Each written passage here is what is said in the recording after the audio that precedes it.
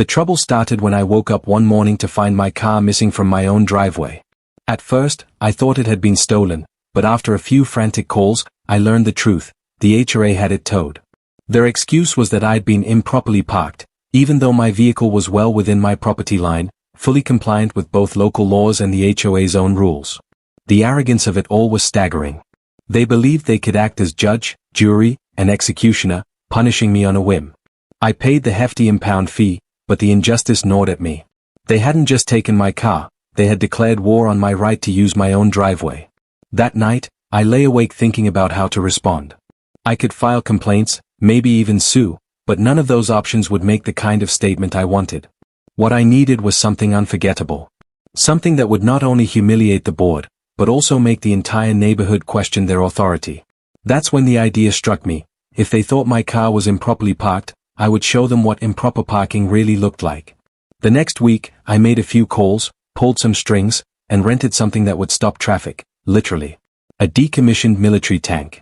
It wasn't armed, of course, but it was massive, fully intact, and absolutely legal to rent for private use.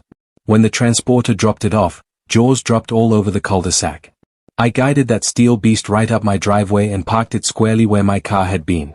The sheer size of it dwarfed the HOA president's pristine SUV next door. Neighbors came outside with their phones, snapping photos and videos.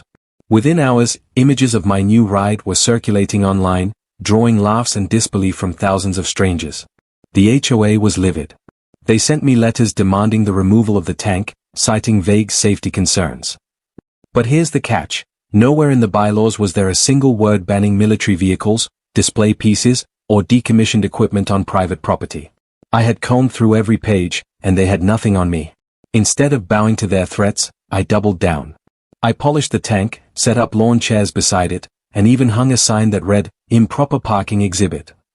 Kids loved it, families posed for photos, and my driveway became a local landmark.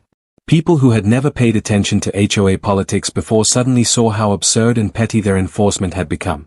The board tried everything: angry visits, emergency meetings, and more letters.